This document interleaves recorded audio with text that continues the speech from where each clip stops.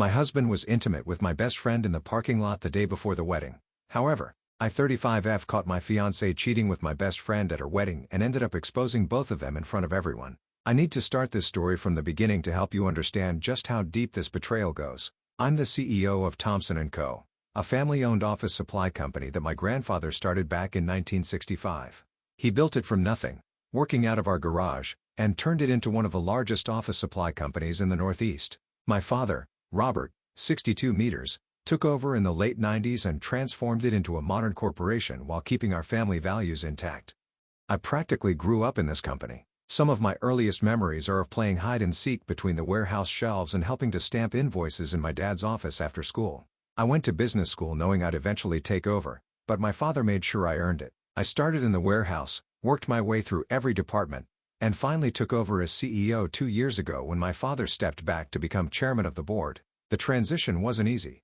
We have a lot of old school board members who've been with the company since my grandfather's time, and they weren't exactly thrilled about having a young woman take charge. But my father stood behind me, and I've been working my ass off to prove them wrong. For the past 8 years, I've been in a relationship with Nathan and 32 milliseconds, who works in the same industry. We met at a young executives networking event where I was presenting our company's initial sustainability initiatives.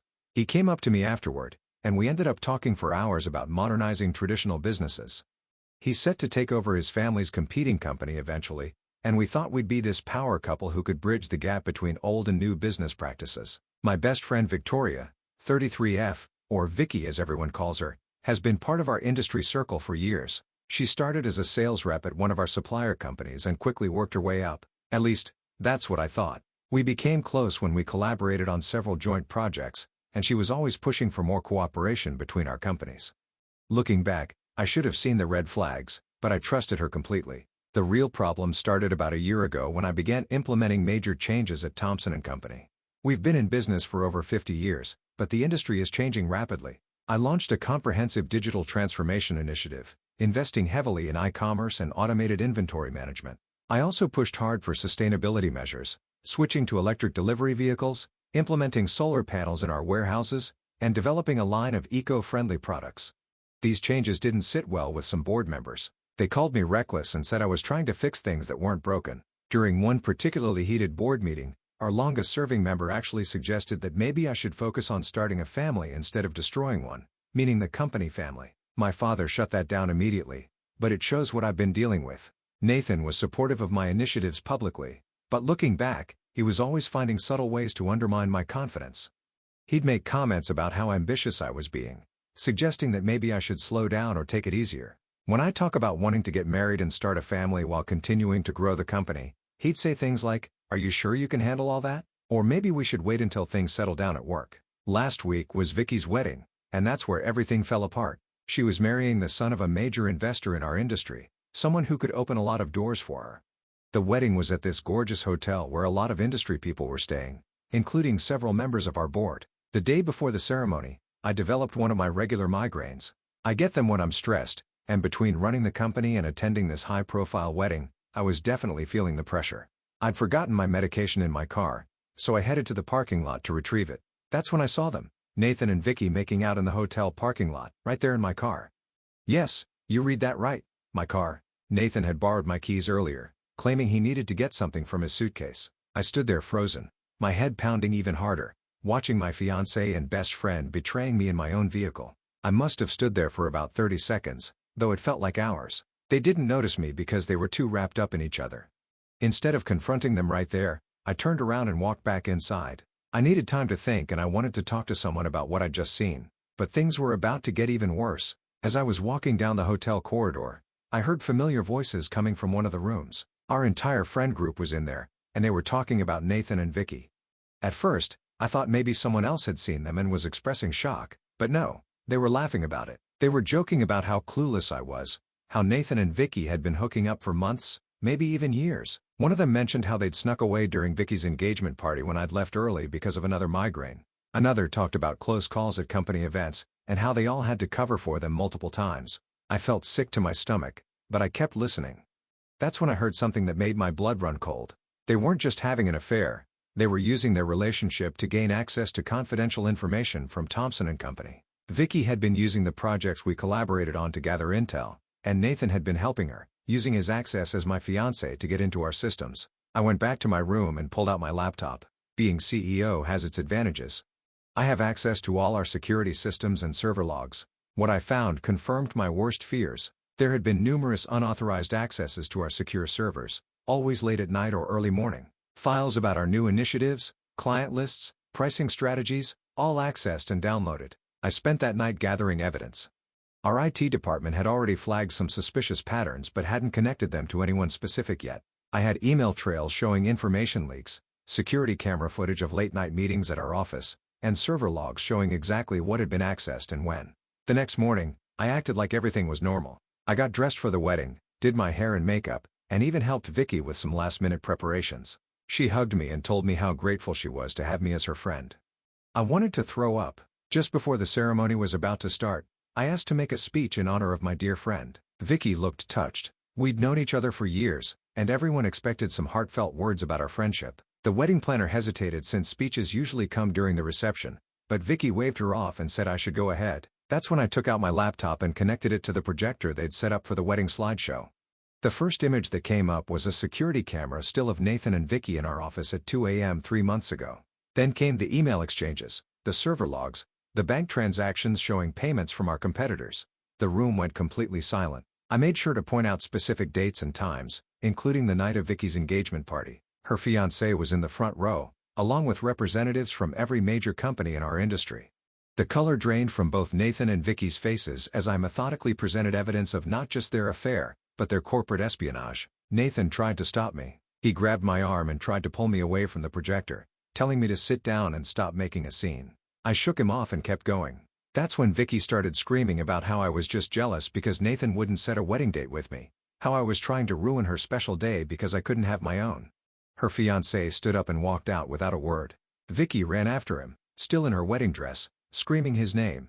The whole thing descended into chaos after that. Some people were rushing out, others were taking photos of my presentation slides, and Nathan was still trying to grab me and shut me up. I calmly packed up my laptop, walked out to my car and drove home. I'd already packed my bags and moved them to my car before the ceremony started. I knew I wouldn't be staying for the reception. It's been 3 days now. I haven't responded to any messages except to text Nathan that he needs to come collect his things from my house. Apparently, Vicky had been counting on this marriage financially. Turns out she's been living beyond her means for years, taking out loans she can't repay, all while trying to maintain the image of a successful businesswoman. But here's the thing. They did this to themselves. All I did was expose the truth. Yes, I chose a dramatic way to do it, but they've been laughing behind my back for months, maybe years. They not only betrayed my trust personally but potentially damaged my family's company, the company my grandfather built from nothing, that my father trusted me to lead. The only thing I feel slightly bad about is humiliating both families publicly. Vicky's parents are actually decent people, and they didn't deserve to be embarrassed like that. But what's done is done, and I'm not going to apologize for exposing the truth. Should I have handled it differently? Maybe. But watching your fiancé and best friend betray you, while all your friends laugh about it behind your back, does something to a person. Add in the fact that they were actively trying to harm my family's company, and well, I think I showed remarkable restraint by just presenting evidence instead of doing something more dramatic. I'd love to hear your thoughts on this. Am I the bad guy for exposing them so publicly? Should I have confronted them privately first? And how do I move forward from here, knowing that my entire social circle was complicit in this betrayal? Update 1. First, thank you all for your supportive comments and messages. A lot has happened in the business world since my last post, and I think you'll find it interesting. The industry fallout has been intense. Our major competitors have been conducting internal audits to see if their data was compromised. 3 companies have already reached out to collaborate on legal action against Nathan and Vicky. Turns out, they weren't just selling our information, they were playing both sides, selling each company's secrets to their competitors. Our board called an emergency meeting the day after the wedding. I was worried they'd use this scandal to push me out, but something unexpected happened. The same board members who opposed my modernization efforts actually praised my decisive action. One of them even admitted that my modern approach to security systems was what caught the breach in the first place. They're now fully supporting my digital transformation initiatives. Perhaps the most surprising development involves the investor whose son was supposed to marry Vicky. He reached out personally to express his gratitude for exposing the truth before his son made a huge mistake. More importantly, he's now interested in partnering with us on our sustainability initiatives. Apparently, he was impressed by how I handled the situation and protected the company's interests. We have a meeting scheduled for next week to discuss potential collaborations. The investigation has uncovered more than we initially thought. Our IT department found evidence of data breaches going back almost 2 years. We're working with cybersecurity experts to patch all vulnerabilities and strengthen our systems. What's particularly troubling is that several employees have come forward with past incidents where they noticed suspicious behavior but were afraid to report it because of Nathan's connection to me. This has led me to implement an anonymous reporting system to ensure nothing like this happens again. My phone hasn't stopped ringing with calls from various lawyers. Not just corporate lawyers, but family lawyers too. Apparently, Nathan had been putting money into a secret account, money that likely came from selling company secrets. The forensic accountants are uncovering a complex web of transactions that suggests this scheme was more sophisticated than we initially thought.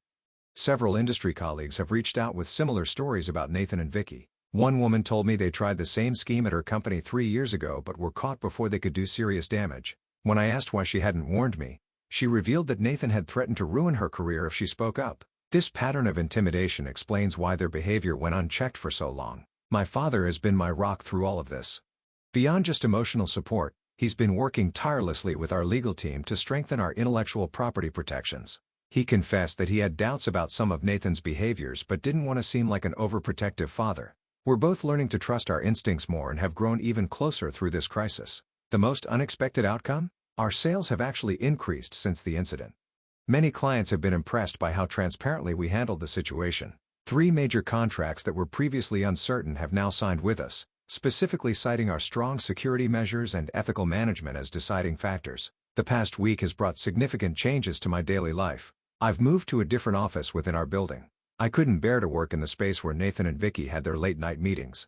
We've also brought in new security personnel who have no previous connection to Nathan. I've started seeing a therapist to help process this betrayal on both personal and professional levels, and I've joined a confidential executive support group where I've learned that corporate espionage attempts are more common than I realized. This situation has revealed who my true allies are. Several colleagues I wasn't particularly close with before have shown incredible support. They've made sure I'm included in important industry events, shared valuable information about preventing security breaches, and helped me maintain my professional network despite the scandal.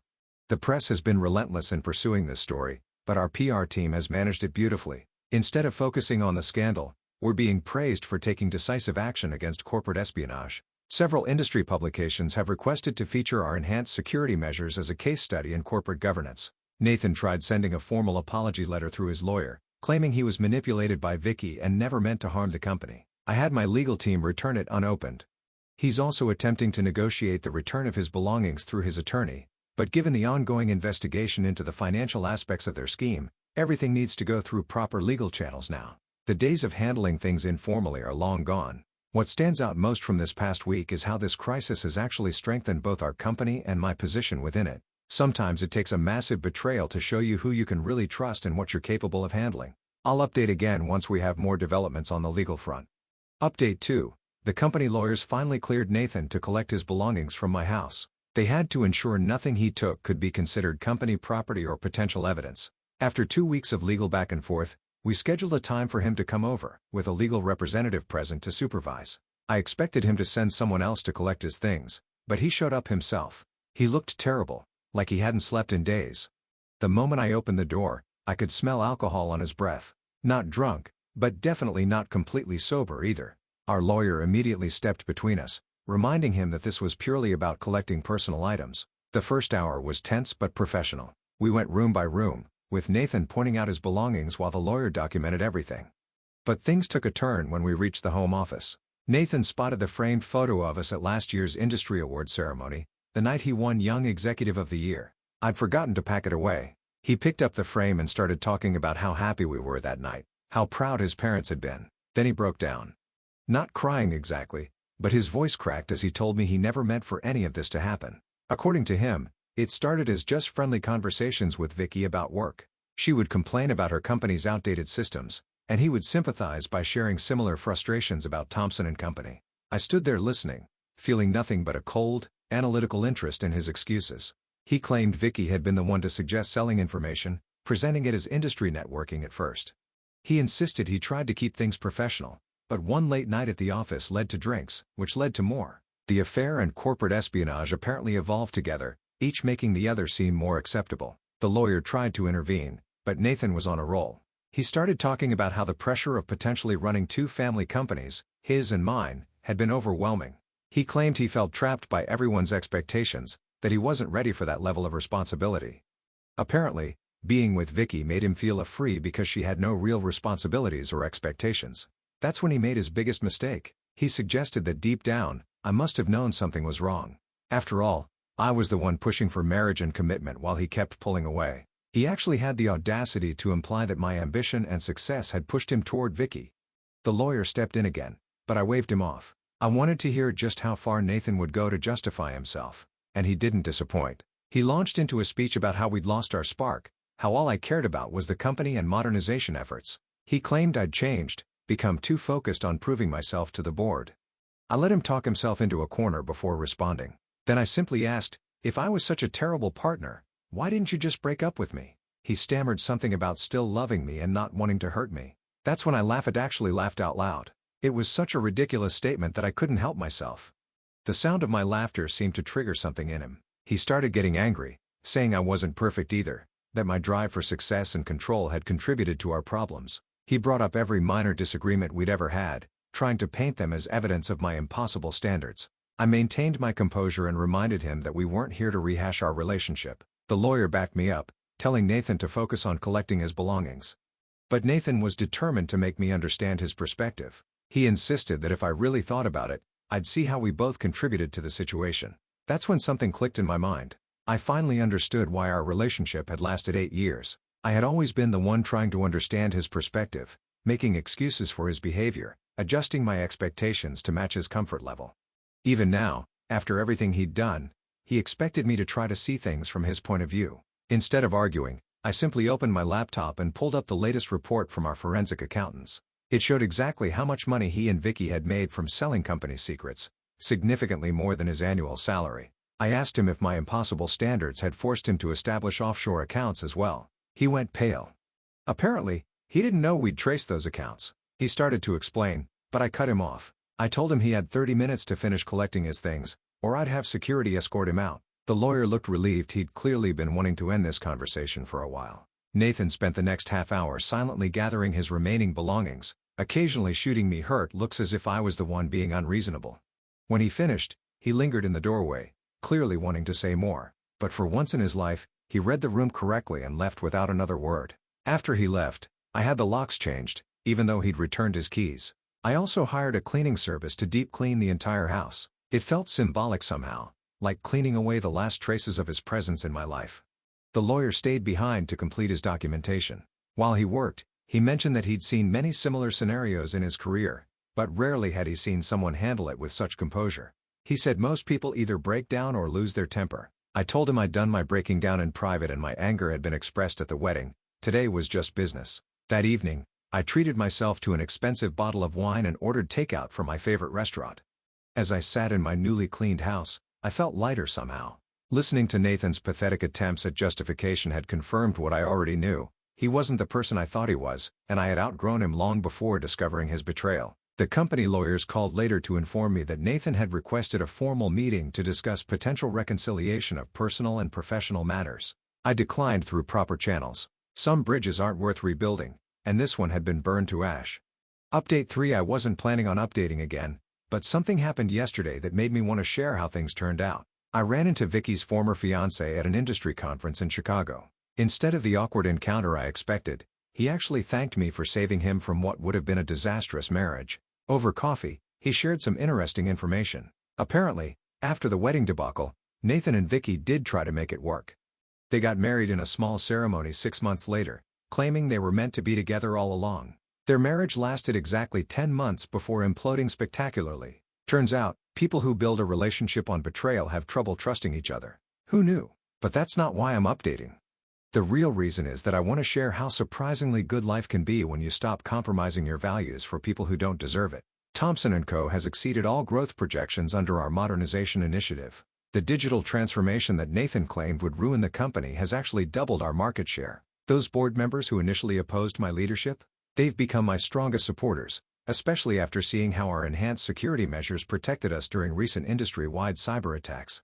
The scandal actually helped establish my reputation as someone who won't tolerate corporate espionage or ethical breaches. Several industry organizations have asked me to speak about business ethics and modernizing family companies. I've even been featured in Business Weekly's 40 Under 40 list, though that feels a bit ironic given everything that happened. My father officially retired last month, though he still calls daily to check on things. During his retirement party, he gave a speech about how watching me handle the crisis was his proudest moment as both a father and a businessman. Coming from someone who rarely shows emotion, that meant everything. On a personal note, I met someone through one of our new board members. Daniel, 37 meters, runs an environmental consulting firm that's been helping with our sustainability initiatives. Unlike Nathan, he's actually accomplished things on his own merit, not just through family connections. We've been dating for 3 months, and it's refreshingly different. He respects my work schedule, celebrates my successes without feeling threatened, and most importantly, he's completely transparent about everything. When he says he's working late, he sends me photos of his takeout dinner in the office. Not because I ask him to, but because he understands why trust matters so much to me now. Last week, while discussing some consulting work, he mentioned wanting to expand his company's services. Instead of just advising on environmental issues, he wants to help traditional businesses modernize sustainably. He asked for my input as someone who successfully led that kind of transformation, not as his girlfriend. That kind of professional respect means more to me now than any romantic gesture could. The whole experience changed how I approach both business and relationships. I've learned that sometimes the worst betrayals lead to the best opportunities for growth. The company is stronger, I'm stronger, and I finally understand what a healthy partnership should feel like. As for Nathan and Vicky, last I heard, they're both struggling to find work in the industry. Most companies are hesitant to hire known corporate spies. Surprisingly enough, Nathan's family company passed him over for CEO, choosing his younger sister instead. Vicky tried starting a consulting business, but apparently having sabotaged previous employers on your resume isn't great for client acquisition.